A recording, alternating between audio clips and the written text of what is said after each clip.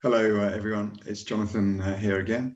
And today the passage is from 1 John chapter 4, verse 16b through to chapter 5, verse 5. So when I first read this, I looked at the beginning, God is love. I was thinking, wow, that's a good start. And then I read the rest of the passage. I thought, wow, this is a great passage. How am I going to cover this in 5 minutes? Well, we'll see how we go. I'm going to try and just weave some of the different ideas together, hopefully give two different perspectives, and hopefully it will give us something to reflect on today. So the first verse is, God is love. Whoever lives in love lives in God. And that should be something. And the aim of the writer is that it's something very reassuring. And yet sometimes I think when we read that verse, it doesn't always reassure us, because we read it as, if I live in love, then I live in God and God in me. But if I don't live in love, what happens? And part of that is because of some of the other verses in this passage. If we look at chapter 5, verse 3, for example, this is love for God, to obey his commands. And then we think, what happens if I don't obey all his commands? Am I not loving God? Or perhaps we look in verse 21, chapter 4, and he has given us this command, one of the commands, whoever loves God must also love his brother and sister. And so what happens if we're not always as loving as we can be towards our brothers and sisters in Christ? Perhaps God won't love us. And when we think about that, what we're trying to do is we're trying to act right in order to be loved and accepted. But the main motive behind that is a fear of not being loved and accepted. Now, if we then come back to verse 18 in chapter 4, then we see here, there is no fear in love. And so when we really grasp love as it's meant, we should not be reading it through this perspective of fear, and that if I don't love, I'm going to be in trouble. And the way we do that, it's in this passage too. And it starts with the verse after, verse 19. It says, we love because he first loved us. And that's the amazing thing, isn't it?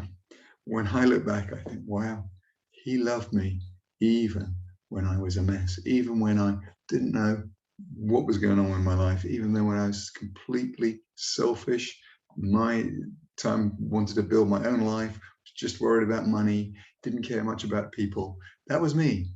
God loved me then, even though I had all these problems. And it's as we remember that, then that motivates us to love.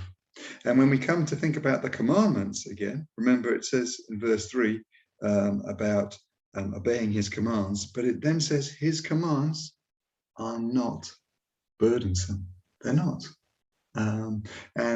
Similarly, if we look in verse 1, it says, everyone who believes that Jesus is the Christ is born of God, and everyone who loves the Father loves his child as well. So this is the thing. When we think about our brothers and sisters in Christ, we don't love them because we naturally hit it off with everyone, though hopefully there will be some we do. We love them because they have also discovered that this God cares about them and cared about them when they didn't deserve it. And they have also accepted this grace that has been on offer just as we have. And so we are fellow strugglers, as it were, who found that there is grace and we're in this together. We're in family together, and we need to support and encourage each other.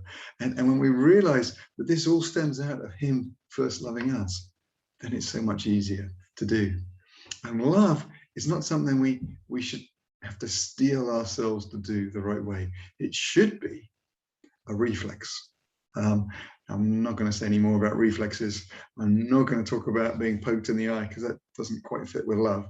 But I think you know what I mean.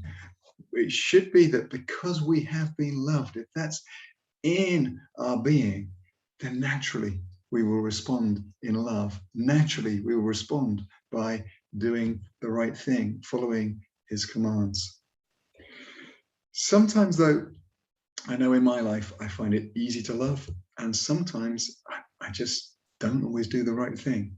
And one of the things I've realized is so often this is about, you know, how stressed I am in my life.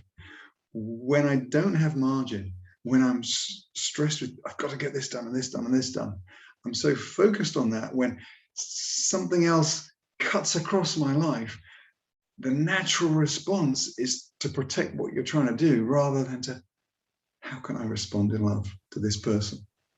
But when I have a little bit more margin and something happens, it's easy to have that right response because I'm not just thinking about myself, but I have that capacity to think about, well, to use the old phrase, what would Jesus do here? What would be the loving response?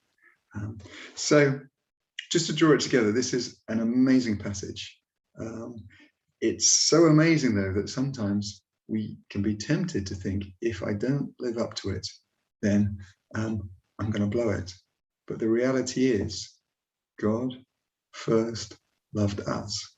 And because he loved us, and because he is love, then we can too walk with him in love and show that first to our brothers and sisters and also to our neighbours. So have a great day.